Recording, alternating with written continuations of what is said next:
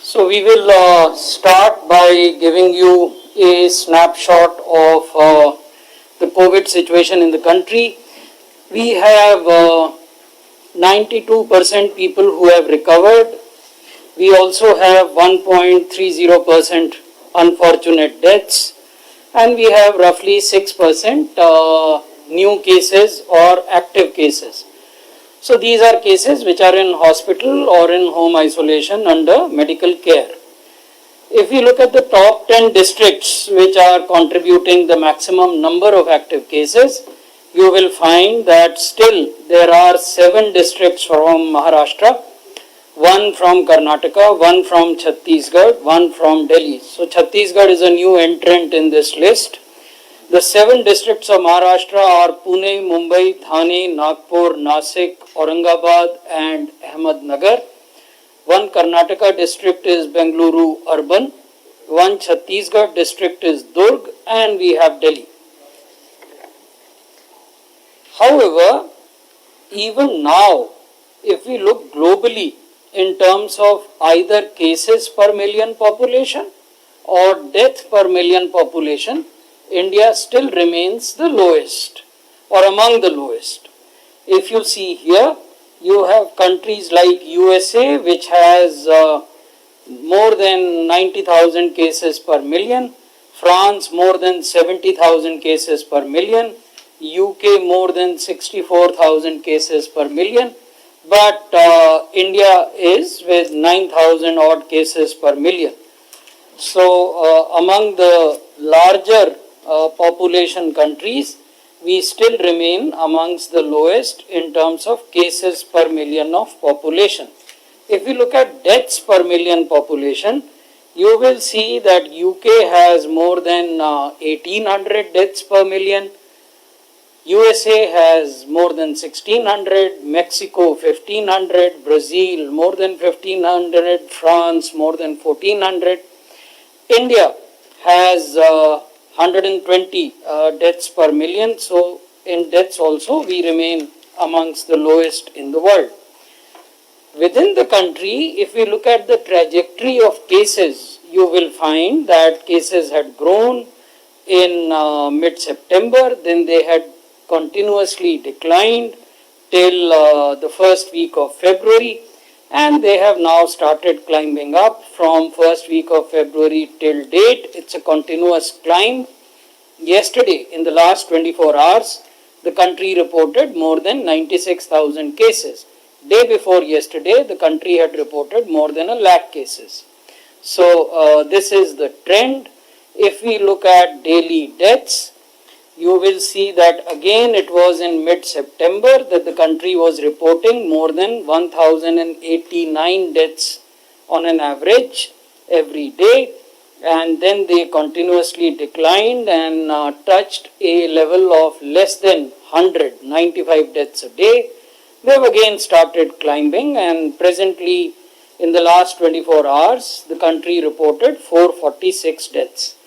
How are these distributed across states? That we will tell you now. The states of maximum concern to us still remain Maharashtra, Punjab and Chhattisgarh.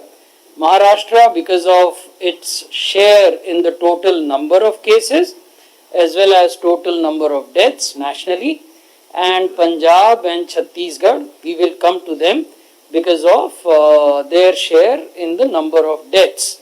Given their population, the death numbers that are being reported by Punjab and Chhattisgarh are a cause for extreme concern. What are we doing about it? That also we will brief you in course of this presentation. दो तीन चीज़ें important emerge हुई हैं. पहली है कि pandemic का प्रभाव देश में बढ़ा है. इसी माध्यम से, इसी प्लेटफॉर्म से जब केसेस के नंबर कम हो रहे थे, पैंडेमिक में डिक्लाइन हो रहा था, बार बार चेतावनी दी जा रही थी कि हमें इस सिचुएशन को टेकन फॉर ग्रांटेड नहीं रखना. As a matter of fact कि हम सोसाइटी से, समाज से साझा कर रहे थे कि इसको हमने टेकन फॉर ग्रांटेड नहीं है। भारत की बहुत सारी जनसंख्या जो है वो ससेप्टेबल है, अभी वायरस यहीं पे है, हमें बच के रहना है और इंडिविजुअल लेवल पे, फैमिली लेवल पे, तंत्र के लेवल पे हमें पूरे वो काम करते रहने चाहिए हैं और चाहिए थे, जिससे कि ये वायरस कंट्रोल में रहे। वायरस ने अपना प्रभाव दिखाया और जैसे आज आपको सूचित किया गया सिस्टमैटिकली, डिटेल में, स्थिति में, पेंडेमिक में खराबी आई है, सीरियस राइज हुई है हमारे केसेस में, एक वेव की तरह राइज हुई है। और ये भी आपने नोटिस किया है, आपने लिखा भी है पब्लिक डोमेन में कि इस बारी की ये जो स्पीड है वो पिछली बारी की स्पीड से ज्यादा है। ये हमें मालूम होना चाहिए, तेज गति से हो रहा है। कुछ राज्यों में ये समस्या ज्यादा है, कुछ राज्यों में बहुत ही ज्यादा है, लेकिन अगर बाकी राज्यों पर भी हम नजर डालें तो सब में अपस्विंग हमें दिखाई देती है। इसका है तात्पर्य यह है कि सारे देश को ही अब मेहनत करनी है, जुड़ना है और पेंडेमिक को कंट्रोल करने के लिए सारी ताकत से जूझना है। उनके बिंदुओं को हमें सेक्रेटरी साहब ने फिर दोबारा जताया, दिखाया। वही टूल्स हैं हमारे, लेकिन उन टूल्स को हमने परफेक्ट तरीके से इंप्लीमेंट करना है। चाहे वो कोविड अप्रोप्रिएट बिहेवियर की बात हो, चाहे कंटेनमेंट की बात हो, चाहे टेस्टिंग की बात हो, या अस्पतालों की तैयारी की बात हो, या वैक्सीनेशन को पहुंचाने की बात हो। जिस एलिजिबल ग्रुप को मिलना चाहिए, जहां भी पेंडेमिक है वहां मिलेगा तो बचाव होगा, जान बचेगी। तो ये टूल्स हमारे पास रहे हैं, वैक्सीन भी उन टूल्स में जुड़ा है और इनको पूरी मेहनत से हमें सारे देश में और खासकर उन जिलों में, उन प्रदेशों में जहां समस्या और ज्यादा गंभीर है, हमें करना होगा। हम चाहेंगे कि मीडिया और समाज इसमें अपनी भूमिका निभाए, साथ जुड़े, एक मत से इसको मिशन की तरह लेके जो मैसेजिंग है उसके अराउंड अलाइन हो, समाज को तैयार करे, देशवासियों को तैयार करे और उसके जो इंडिविजुअल की जिम्मेवारी है, कोविड अप्रोप्रिएट बिहेवियर की जो बात है, मास्क पहनने की जो बात है, जो मास्क वाला वैक्सीन है उसको अपनाने की बात है, भीड़ ना करने की बात है, या जहां पे अब रिस्ट्रिक्शंस लाई गई हैं उसको अपनाने की बात है, उसको जिम्मेवारी से अपनाने की बात है। वो भूमिका हम सबको पूरी करनी है। मैं चाहूंगा कि इसको आप कैंपेन की तरह लीजिए। ये असाधारण स्थिति उत्पन्न हो रही है। माननीय प्रधानमंत्री जी ने इस पे जो मीटिंग लिया, उनके जो निर्देश हुए हैं उसके मुताबिक कार्रवाइयां हो रही हैं। 50 टीम्स गई हैं।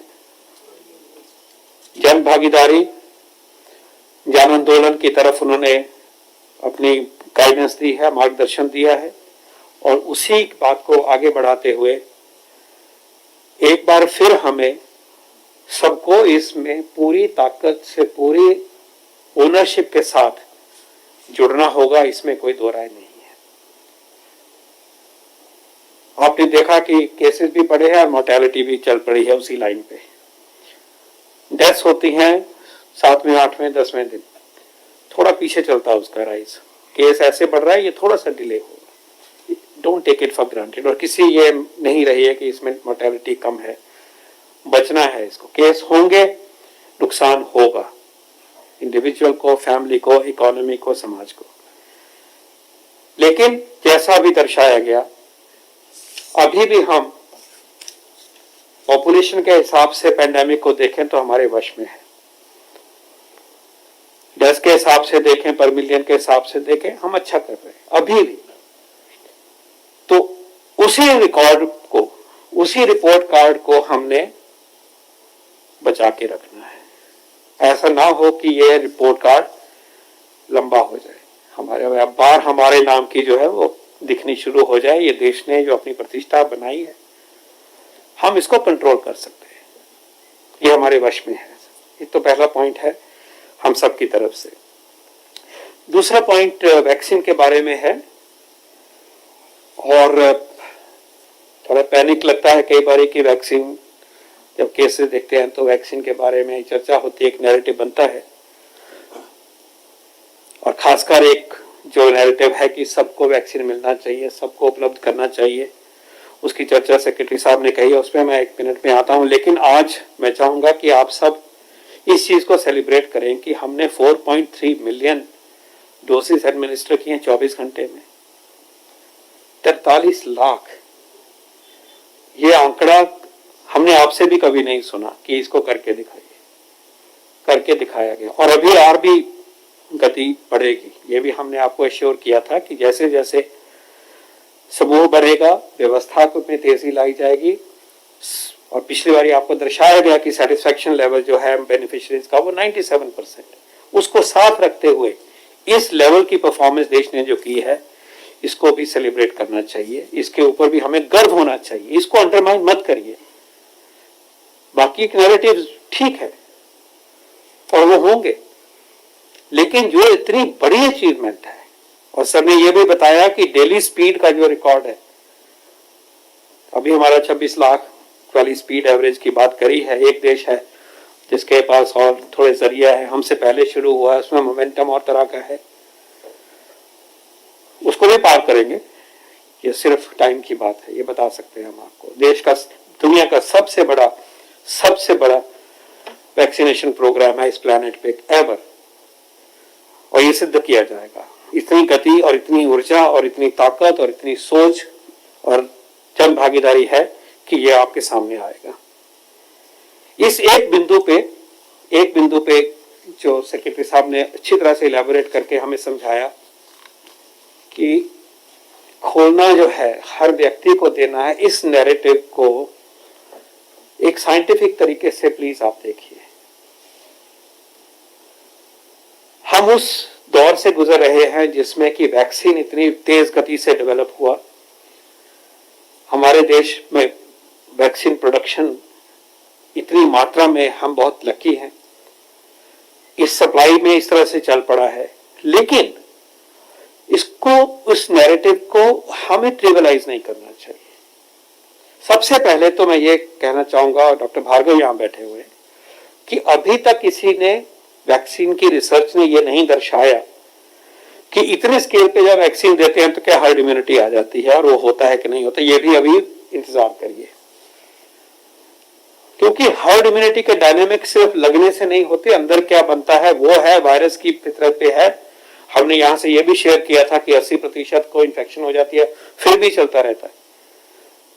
तो मैं मुद्दा ये कहना चाहता हूं कि क्या ये साइंटिफिकली प्रूवन है कि इतने जोरों से दो तो पेंडेमिक रुकती है? The answer is wait, not yet sorted out. जो पता है वो ये पता है कि सारे ही वैक्सीन जो आज दिए जा रहे हैं दुनिया में, इंक्लूडिंग अवर 2 ग्रेट वैक्सीन, मोर्टेलिटी को कम करते हैं, सीवियर डिजीज को कम करते हैं, प्रोटेक्ट करते हैं, लाइव्स को प्रोटेक्ट करते हैं। तो उसी प्रायोरिटी को आगे करके प्रायोरिटाइजेशन करी गई है उस सिचुएशन में, जबकि वैक्सीन प्रोडक्शन बढ़ रही है, वैक्सीन के साथ जुड़ना है, अडल्ट्स को वैक्सीन पहुंचाना है।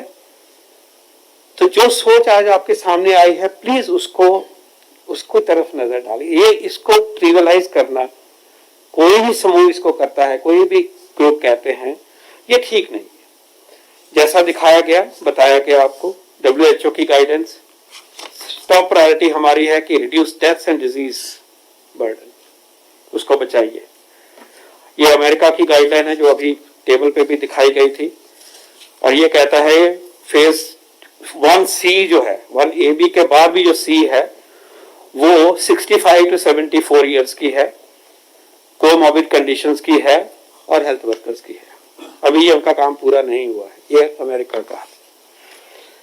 ऑस्ट्रेलिया की बात करें तो 22 मार्च से जो उन्होंने काम शुरू किया है वो 70 to 79 ईयर्स के ऊपर शुरू हुआ है, कोमॉर्बिड कंडीशंस पे शुरू हुआ है, और उसके बाद वो अभी 50 तक जाएंगे। यूके की बात करें, उन्होंने 9 ग्रुप्स लिए, 75 साल के ऊपर से शुरू किया धीरे धीरे, और वो लिखते हैं कि we have said that by the middle of April we aim to have offered a first dose to priority 5 to 9, ऊपर की प्रायोरिटीज उनकी हो गई 4, which is aged 50 to 69, 50 and comorbidity उसके नीचे। आपको स्वीडन का बताया गया, हम सबके दोस्त रहते हैं, WHO में काम करते हैं। हमने उनसे पूछा कि स्विट्जरलैंड जो सबसे अमीर देशों में है वहां क्या सिचुएशन है, तो अभी वो 65 से ऊपर वालों को पूरा कर रहे। ऑस्ट्रेलिया की बात हो गई, स्वीडन की बात हो गई, फ्रांस में भी आपको दिखा दिया गया कि अभी 60-65 वालों को हो रहा है। इसके पीछे यही सोच है कि सबसे पहले जो मोर्टेलिटी के प्रिडिलेक्शन को लेके हैं हमारे समाज में उनको कवर करो, वो काम को जल्द से जल्द पूरा करो, डेथ्स को बचाओ। क्योंकि जब महामारी की को हिस्ट्री में लिखा जाएगा तो डेथ कितनी हुई है यही हम सबसे पहले पूछा जाएगा। इसके पीछे सोच है। And please understand, globally vaccine is finite, इसलिए इसके पीछे प्लीज आप अपना सोच लगाइए और इसके साथ जुड़िए। क्योंकि जब हम ये बात डिस्ट्रैक्ट करते इसकी तरफ चल पड़ते हैं तो हम हमारा जो फोकस है पैंडेमिक को कंट्रोल करने का वो हट जाता है, एक तरफ चल पड़े। पहले तो यह है कि इस काम को पूरा करिए। ये पूछिए कि हमारे जिले में हमने जो चिन्हित हुए हैं 45 साल के, हम तो 45 साल तक पहुंचे, आपने किसी का नहीं सुना 45 की बात हो। इतने एग्जाम्पल अभी आपने दे दिए, 50 के नीचे अभी कोई एग्जाम्पल ही नहीं आया। सेक्रेटरी साहब ने भी और मैंने भी नहीं दिया आपको। क्या वो आ रहे हैं? क्या हमारे सेंटर्स में जो पूरी कैपेसिटी है उसको लेके यूज कर रहे हैं कि नहीं? इसके ऊपर आइए। इसके अलावा कोविड अप्रोप्रिएट बिहेवियर को अपनाने के ऊपर आइए। क्यों हर एक व्यक्ति के ऊपर मास्क नहीं है? ये वैक्सीन क्यों हम नहीं अपना पा रहे? उसके ऊपर आइए। आप हमें अकाउंटेबल बनाइए कि हमारे जिले में कंटेनमेंट जोन अच्छी तरह से पूरी तरह से इफेक्टिव है कि नहीं, हमने कॉन्टैक्ट ट्रेसिंग करी कि नहीं करी, हमने रिपोर्ट टाइम दे कि नहीं दी, टेस्टिंग हमने बढ़ाई जहां बढ़नी चाहिए कि नहीं बढ़नी चाहिए। इन चीजों के ऊपर हम जवाबदेह हैं। वैक्सीन की प्रक्रिया इतनी गति से चल रही है, उसको प्लीज सेलिब्रेट करिए। देश की जो अचीवमेंट है, unusual achievement, extra ordinary achievement है, उसकी तरफ हमारा ये जिम्मेवारी बनती है कि उसको उसी परिप्रेक्ष्य में कह के अपनी अचीवमेंट को ले और उसके साथ आगे बढ़े। और जब वक्त आएगा कि ये और खुलना चाहिए, जब हम अच्छी पूरी तरह से आगे बढ़ रहे हैं, कवरेज अच्छा देंगे, तो वो भी हो जाएगा। ये मेरा दूसरा पॉइंट है। और तीसरा पॉइंट है कि हम आदर करते हैं जो ऐसे सजेशंस आते हैं, उनका हम आदर करते हैं। शायद ये बात कम्युनिकेट नहीं कर पा रहे, लेकिन एक बार फिर विनती है सबसे कि पहले वैक्सीनेशन की जो करंट स्ट्रेटेजी है उसको अपनाओ, उसकी हेजिटेंसी को दूर करो। चाहे वो डॉक्टर थे पहले या नर्सेस थे, हमारे भाई बहन थे, आज जो भी समूह जुड़ा है उनको तेजी से, तेज गति से हमारे सिस्टम के साथ जोड़ने में मदद करिए। हेजिटेंसी को हटाइए, कोविड अप्रोप्रिएट बिहेवियर को अपनाइए। जहां जहां रिस्ट्रिक्शंस आई हैं उनका आदर करते हुए, जो क्राउड में जाने वाले पर्सनल लेवल पे मौके हैं उनको कम करिए, मत करो, इंतजार करो। और ये हमें सेकंड वेव को भुगतना भी है, इसको फेस भी करना है, उसको हराना भी है। इन्हीं शब्दों के साथ मैं फिर धन्यवाद करता हूं और उम्मीद करेंगे कि हम जल्द से जल्द इस पेंडेमिक की सेकंड वेव को कंट्रोल करेंगे और हम एक पॉजिटिव लहर जन भागीदारी की बहुत जरूरी है। अगले 4 हफ्ते बहुत बहुत क्रिटिकल है हमारे लिए। धन्यवाद।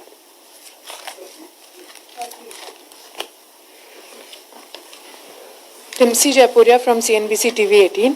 Sir, I have 2 questions. Firstly, what is the current stockpile and how much is the government likely to procure in terms of vaccines from both Bharat Biotech and Serum Institute?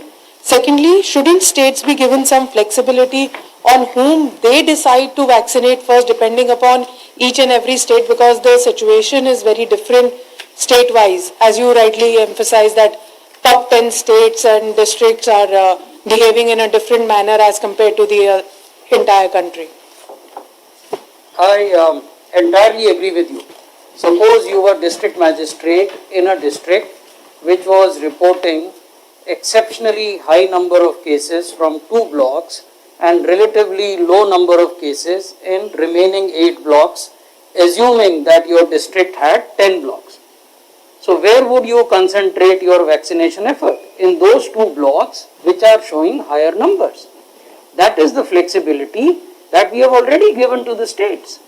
In fact, the union government has proactively advised the states formally, communicating to them that these are the geographies within the state which are reporting higher numbers and higher deaths.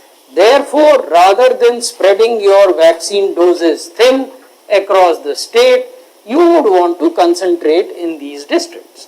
So there I entirely agree with you. So what about the procurement of vaccine and the... That we will share with you.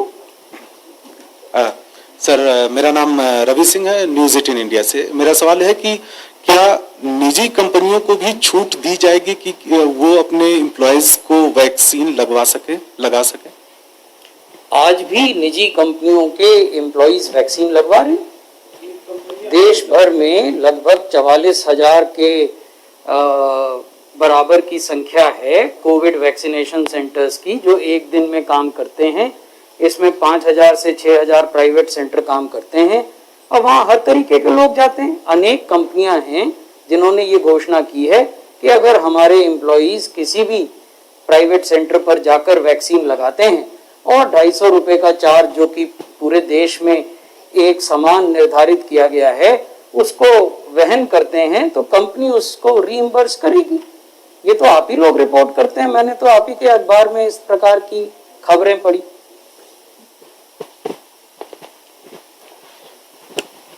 Sir, are there any apprehensions about the Mahakumbh becoming super spreader and any plans to end it sooner than scheduled? You see, one fact that I think Dr. Paul would answer it in greater detail, but one fact that we usually lose sight of is that the duration of Kumbh has already been curtailed. Kumbh, wherever it happens, is usually for 3.5 to 4 months. The present Kumbh has already been curtailed to a month. So let's not lose sight of facts. At times, when we tend to push a particular interpretation or narrative, we tend to lose sight of certain very basic facts. As far as super spreader events are concerned, the union government almost a month ago issued a SOP specifically for practices to be adopted in Kumbh, and had a longish meeting with the state government's officers, in which Dr. Balram Bhargav and Dr. Paul also participated. And after that, NCDC fielded 4 local inspection teams, 2 of which were led by Director NCDC himself, and they also shared with the state governments various protocols that need to be put in place. Additional facts can be shared by Dr. Paul. कि मर्यादा को रखते हुए ध्यान में जो SOP बनाया गया था और बनाया गया है, हम उम्मीद करते हैं कि वो उसका पूरी तरह से पालन हो रहा है, और ऐसे कांग्रेगेशन, ऐसा क्राउड जो है वो इस संक्रमण को ना बढ़ाए, इसके जो भी कदम उसमें सूचित किए गए सोच विचार के, उनका अनुपालन हमें उम्मीद है कि अच्छी तरह से हो रहा है।